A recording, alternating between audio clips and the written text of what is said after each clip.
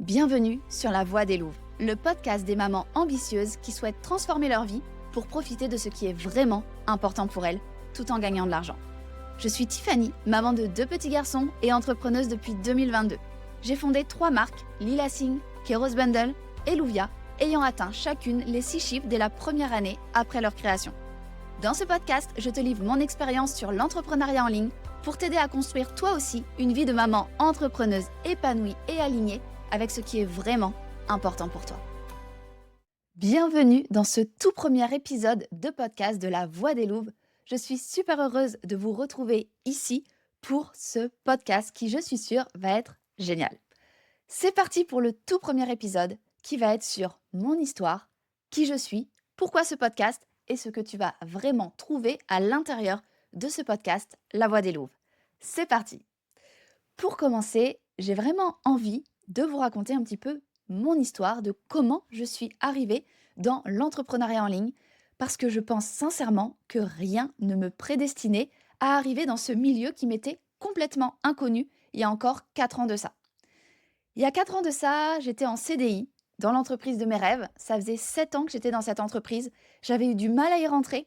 J'avais eu d'abord des contrats d'intérim, etc. avant d'avoir, entre guillemets, le Graal, le CDI. Et je l'avais que depuis 3-4 ans, quand finalement, j'ai décidé de tout arrêter. J'étais dans cette entreprise, tout se passait bien, et puis je suis tombée enceinte. Jusque-là, tout allait encore bien. Je me disais, après ma grossesse, je reprendrai à 100%. Puis j'ai accouché. Au moment où j'ai accouché, je me suis dit, peut-être que finalement, je vais reprendre à 80% parce que j'ai quand même envie de profiter un petit peu de mon bébé. Et puis, aux 3 mois de Léandre, donc mon premier bébé, à ces 3 mois, je me suis dit, en fait, ça va être trop dur de reprendre à 80%. Je vais demander 3 jours par semaine à 65%. Comme c'était dans le cadre d'un congé parental, il ne pouvait pas me le refuser. Donc, j'ai prévenu ma chef et je lui ai dit, finalement, je vais reprendre à 65%. Et puis, 3 mois plus tard, arrive la fin de mon congé parental à 100%. Donc, aux 6 mois de Léandre, c'est le moment pour moi de reprendre le chemin de l'entreprise et donc à 65%. Donc là, à ce moment-là, on est en septembre 2022. Je reprends le travail, 3 jours par semaine. Et là, c'est horrible. Pourquoi c'est horrible? Parce que je me sens vraiment, vraiment pas du tout à ma place, pas du tout au bon endroit. Je pleure la journée, je pleure le soir. Mes collègues, elles me disent, t'inquiète pas, c'est normal au début, ça va passer d'ici quelques semaines. Tu penseras plus à ton bébé et tout va bien se passer. Et au fond de moi, je sais que non, en fait, peut-être que c'est vrai pour certaines, et j'en suis sûre. Pour certaines, c'est vrai. Mais pour moi, non. Je savais que ça n'allait pas passer. Je savais que j'avais ce besoin au fond de moi, vraiment hyper fort, d'être avec mon bébé. Et dès les premiers jours, dès la première semaine, je dis à Florian, en fait, ça va pas être possible. Je vais pas pouvoir continuer. Je suis trop malheureuse. Je me sens vraiment, vraiment pas au bon endroit. Je me sens malheureuse. Et là, il me dit, t'inquiète pas, on va trouver une solution. T'inquiète pas. Et finalement, une semaine après avoir repris, après mon congé parental à 100%, je me dis: «OK, c'est sûr en fait, je vais arrêter». Je prends la décision de partir. Pour l'instant, je le dis pas encore à l'entreprise, je le dis à Florian, je le dis autour de moi, je dis: «Voilà, je vais arrêter. Je vais arrêter en fait, je peux plus faire ce travail qui n'a plus aucun sens pour moi», même si quand j'étais enceinte et avant d'être maman, ce travail je l'adorais, mais aujourd'hui il a plus de sens pour moi.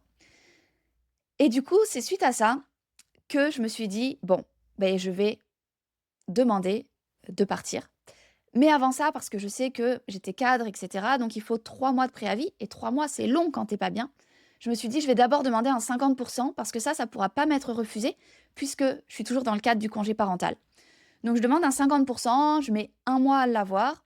Début octobre, je suis à 50% et juste après, je dis que en fait, je veux partir. Donc j'ai 3 mois de préavis, mais au final, je peux poser mes congés et donc c'est début décembre que je peux vraiment partir, début décembre 2022, de l'entreprise et pouvoir, arrêter en fait ce travail qui finalement n'a plus de sens à ce moment-là pour moi. Je me sentais vraiment au mauvais endroit.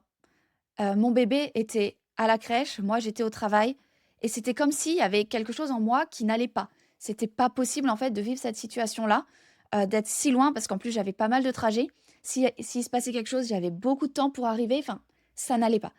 et au fond de moi, c'était vraiment quelque chose qui me serrait, qui me rendait vraiment malheureuse. Donc après avoir pris cette décision, déjà, je me sens mieux, je me dis: «OK, il y a une date, ça va s'arrêter et c'est très chouette».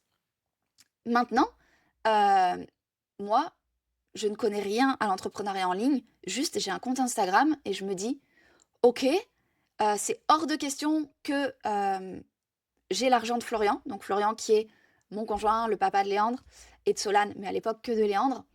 Et je me dis: «OK, comment je vais faire pour gagner de l'argent?» parce que c'est pas possible pour moi, que je vive avec son argent. En tout cas, ouais, c'était pas envisageable. J'avais pas envie de ça et je me dis: «Bah, j'ai un compte Instagram, donc on va essayer, on verra». Il y en a qui arrivent à vivre, il paraît, d'Instagram, on verra. J'y croyais qu'à moitié, mais on sait jamais et puis, bah, on va tout donner, on verra bien. Et début 2023, donc je commence à me lancer, plus sur Instagram et également à découvrir finalement l'entrepreneuriat en ligne. Qu'est-ce que l'entrepreneuriat en ligne? Alors moi, je n'y connais rien. D'ailleurs, je ne savais même pas que ça existait. Je ne savais pas que des gens vivaient de l'entrepreneuriat en ligne, d'infoprenariat. Je ne connaissais même pas le mot infoprenariat. Enfin, voilà, c'était totalement un mystère pour moi. Mais je me dis: «OK, mais je vais me former et puis on verra bien. De toute façon, j'ai rien à perdre, on essaie, on voit». Donc je commence à prendre une formation, pour, créer un produit qui se vend en ligne, de par des événements et cetera et je me dis: «Ben, on va essayer». En attendant, je continue à créer ma communauté sur Lilasing, sur Instagram. Donc Lilasing, c'est ma première marque, c'est un compte pour apprendre à communiquer avec son bébé avant qu'il ne parle grâce aux signes, donc en faisant des gestes. Et je continue à développer, ce compte Instagram qui était juste un compte passion pour en faire finalement, un projet qui me permet de gagner de l'argent et donc, de ne plus être salariée, de ne plus, avoir un travail qui ne me convient pas. Puis, je commence à découvrir de plus en plus l'entrepreneuriat en ligne, un peu ce monde qui s'ouvre devant moi où je me dis: «Waouh, en fait, c'est cool l'entrepreneuriat en ligne, il y a tout ça derrière». Je savais pas que c'était possible, c'est un peu comme une porte magique qui s'ouvre et je me dis: «Waouh, c'est fou». Et du coup, très rapidement, en fait, j'ai d'autres idées qui me viennent et quelques mois après, je crée une autre marque qui s'appelle Keros Bundle, qui est une marque qui n'a rien à voir avec Lila Singh, qui est sur un business model d'ailleurs qui n'a absolument rien à voir, totalement différent. Mais voilà, je me dis: «OK, je vais aussi créer autre chose». En fait, j'ai envie et donc je crée autre chose.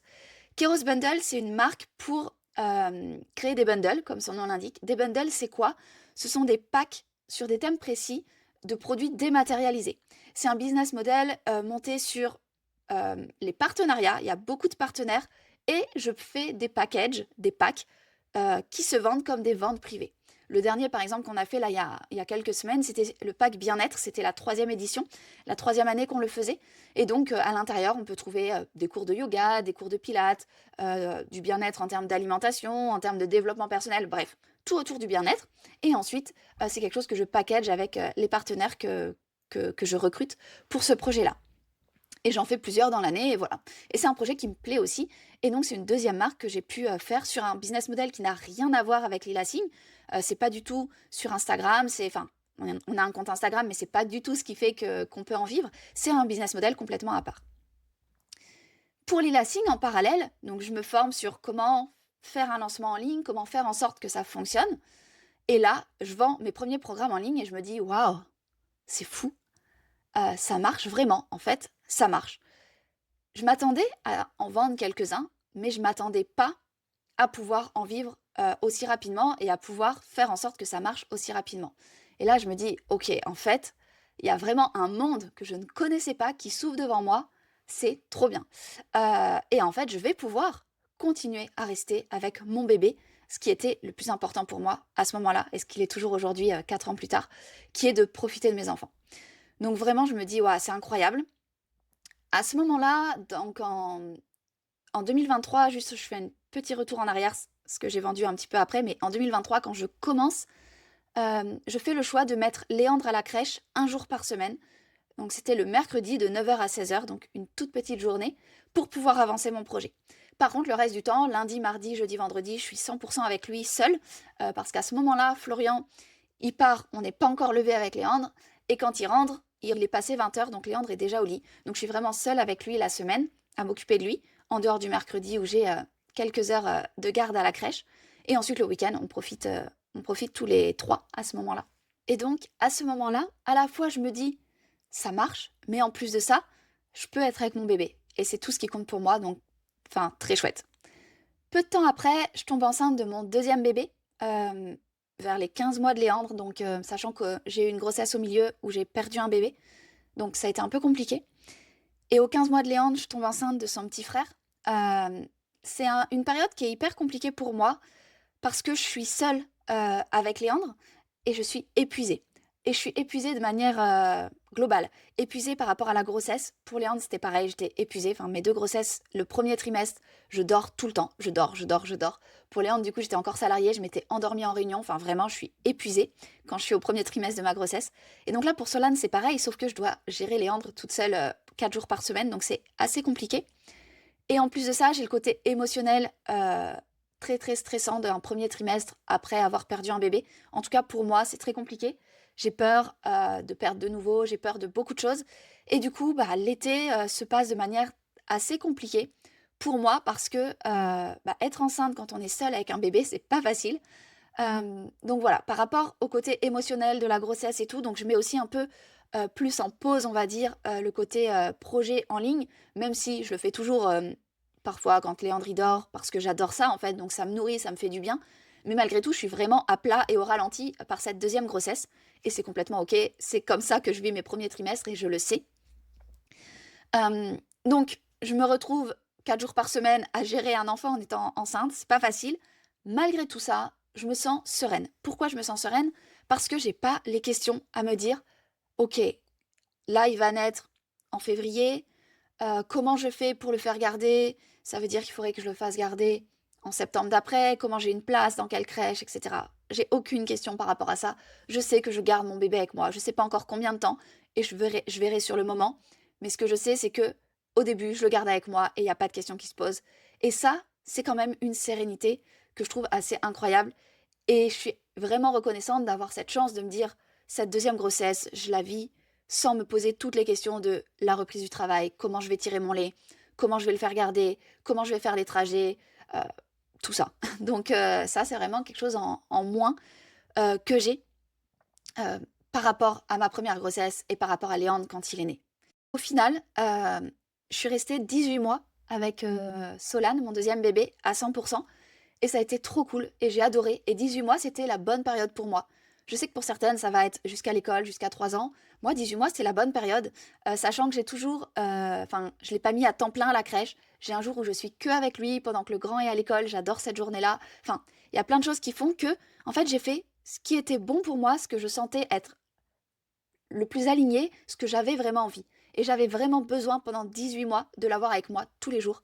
Et à ces 18 mois, j'ai eu le besoin de pouvoir reprendre un petit peu plus les projets, même si je les faisais tout en l'ayant, hein, c'est la magie un petit peu du business en ligne. Mais j'avais envie de reprendre plus les projets, de développer Louvia avec de l'accompagnement, donc ce qui n'était pas possible en ayant un bébé à la maison. Je développais Lila Signe, Keros Bundle sans aucun souci parce que c'est de l'asynchrone. C'est jamais en même temps, on n'est pas avec des personnes en one-one d'un coup ou en visio de groupe. Par contre, pour Louvia, c'est le cas et donc du coup, c'était pas possible. Donc j'ai attendu ces 18 mois et c'était le bon moment pour moi. Avec, du coup, j'ai 3 jours par semaine actuellement cette année pour travailler. Et ensuite, les autres jours, bah, je suis avec les garçons, les deux ou un seul en fonction des jours de la semaine. Donc au final, c'est ce qui était bon pour moi et ça fait la transition avec la suite, la deuxième partie de ce podcast qui est pourquoi j'ai créé ce podcast. Et en fait, je pense que la réponse, elle est dans ma phrase précédente.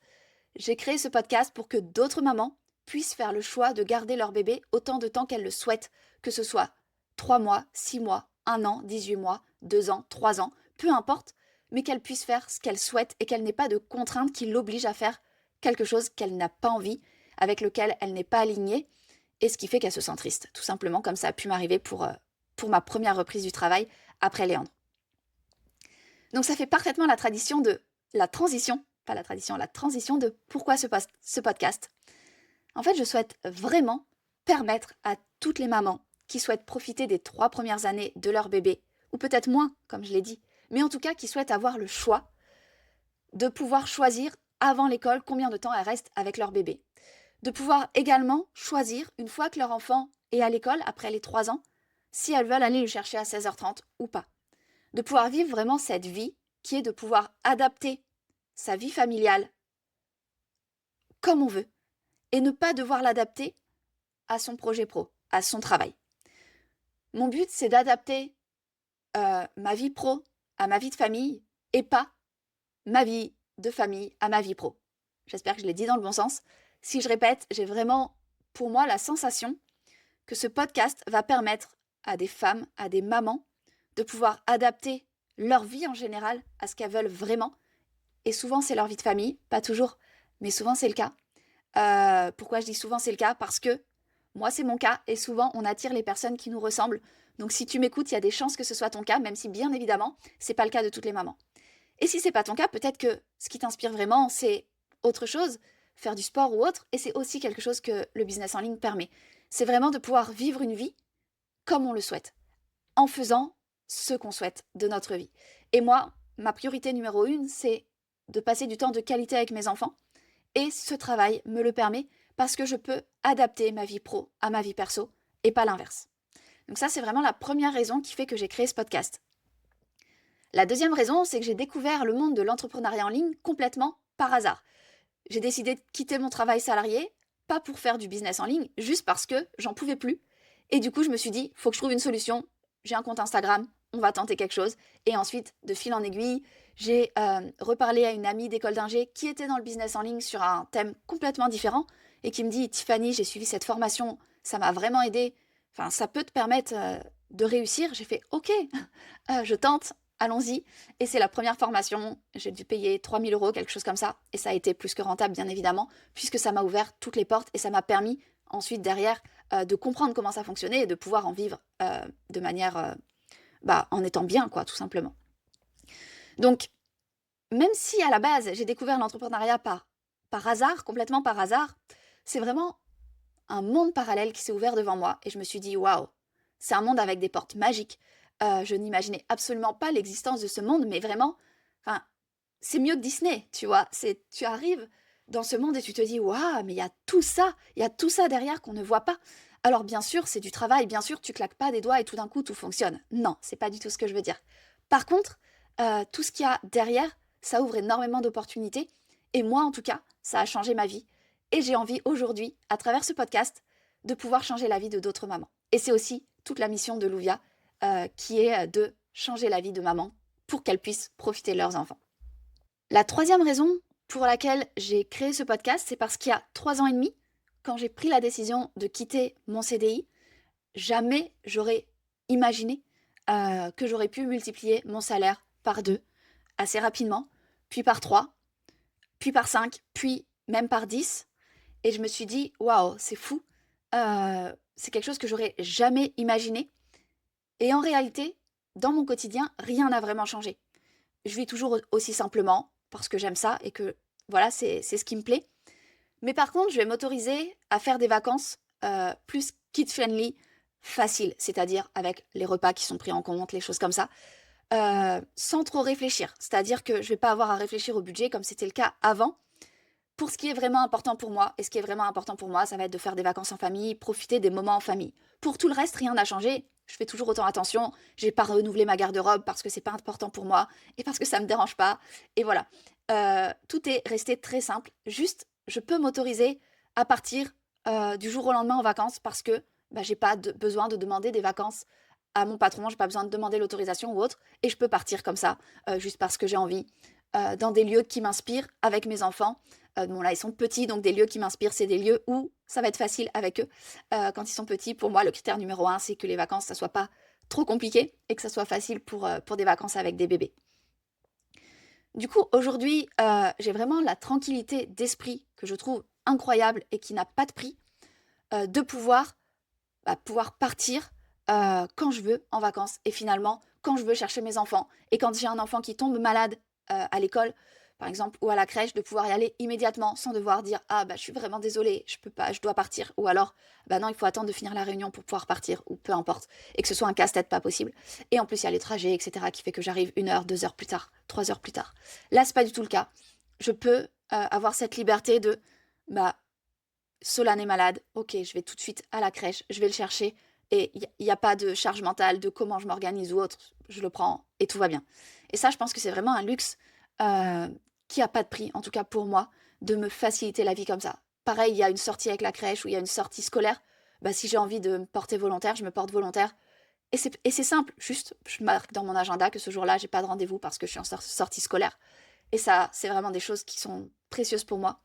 Et je pense pour certaines d'entre vous qui m'écoutent, c'est aussi des choses précieuses. Et donc, c'est pour ça que j'ai créé ce podcast, pour pouvoir aussi vous inspirer, mais aussi vous donner des clés pour vous lancer, si vous avez l'envie, dans l'entrepreneuriat en ligne. Je pense que l'entrepreneuriat en ligne n'est pas fait pour tout le monde, mais s'il est fait pour toi, c'est vraiment quelque chose d'incroyable.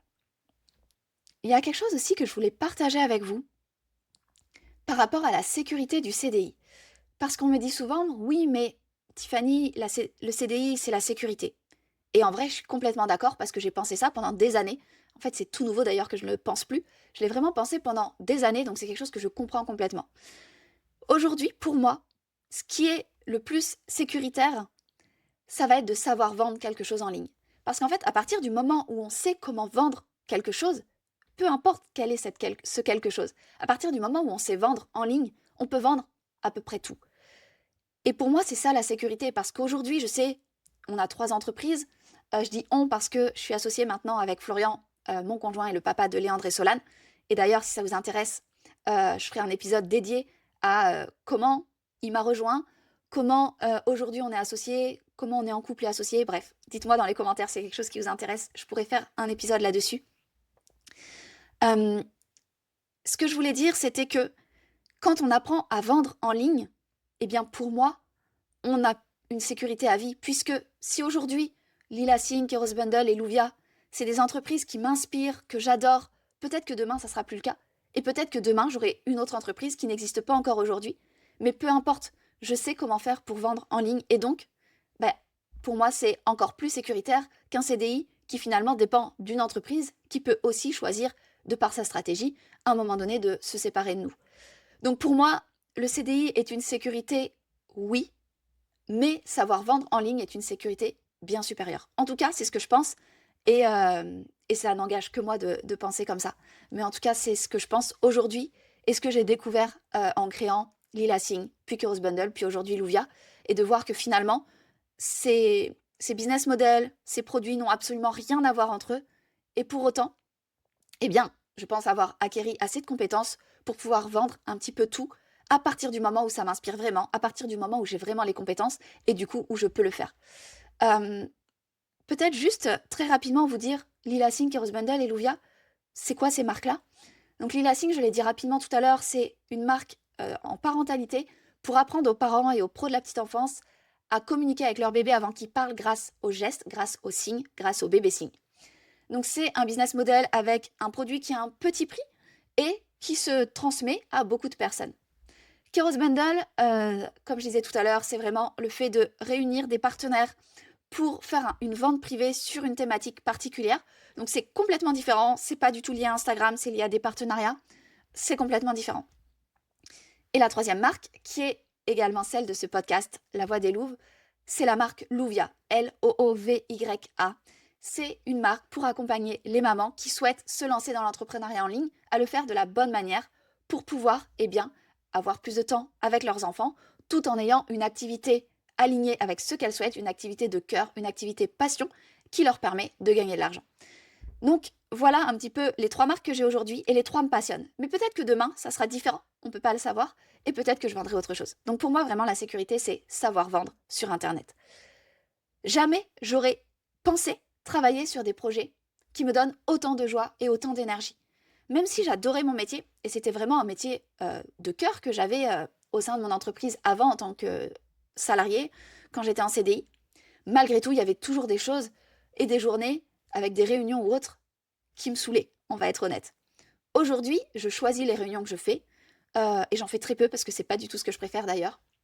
C'est très rare, c'est pour les partenariats et c'est très rare. Et je choisis aussi ce que je fais. Au début, bien sûr, je faisais tout dans l'entrepreneuriat en ligne. Au début, j'étais seule, je faisais tout, forcément quand on commence, donc il y a aussi des tâches qui me plaisaient moins, mais globalement, j'aimais vraiment tout.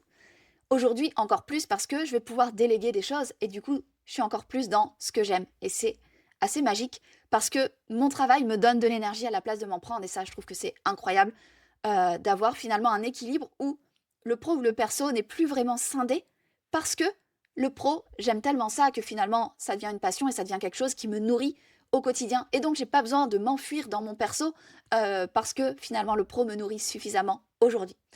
Et c'est ce que je souhaite à tout le monde, peu importe que vous soyez salarié ou non, c'est que le pro vous nourrisse énormément parce qu'en fait, on passe, en tout cas quand on est salarié, mais même de manière générale, beaucoup de temps à travailler. Et c'est important que ce soit quelque chose qui nous plaise parce que c'est important pour moi de faire de mes journées des temps qui me passionnent et de faire de mes journées des journées dont je suis heureuse, qui me donnent de la joie, qui me donnent de l'énergie. Bien sûr, ça ne sera pas tous les jours de la vie, on est bien d'accord avec ça, mais le maximum possible. Autre chose que j'aurais jamais imaginé, c'est de pouvoir partir en vacances sur un coup de tête, comme je le disais tout à l'heure, avec toute ma famille, juste parce que j'ai pas besoin de demander l'autorisation à quelqu'un. J'aurais jamais non plus imaginé me former autant en développement personnel, que ce soit pour mes enfants, pour mon couple, pour mon business.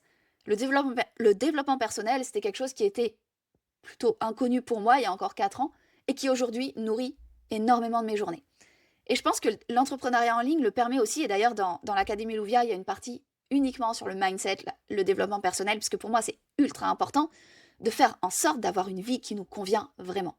Et ça, voilà, c'est quelque chose aussi, c'est aussi une porte qui s'est ouverte devant moi, un peu magique, avec celle de l'entrepreneuriat en ligne, parce que derrière l'entrepreneuriat en ligne, il y a beaucoup de développement personnel très souvent. C'est pas obligatoire, mais c'est quelque chose souvent qui va venir nous chercher parce qu'en fait, une fois qu'on décide de notre temps, de ce qu'on fait, on a envie d'aller plus loin et le développement personnel, pour moi, c'est la suite assez logique. En tout cas, c'est quelque chose qui aujourd'hui me plaît énormément et que j'essaie de transmettre le plus possible au sein de l'Académie Louvia. Autre chose que je n'aurais jamais pensé, que je fais depuis maintenant 1 an, donc je ne le faisais pas du tout au début quand je me suis lancée dans l'entrepreneuriat en ligne, c'est de faire des massages énergétiques. Qu'est-ce que c'est? Ce sont des massages avec aussi le côté vraiment énergétique, qui est quelque chose que je ne saurais pas expliquer parce que je suis pas trop là-dedans, mais malgré tout qui me fait un bien fou et donc c'est ce qui compte.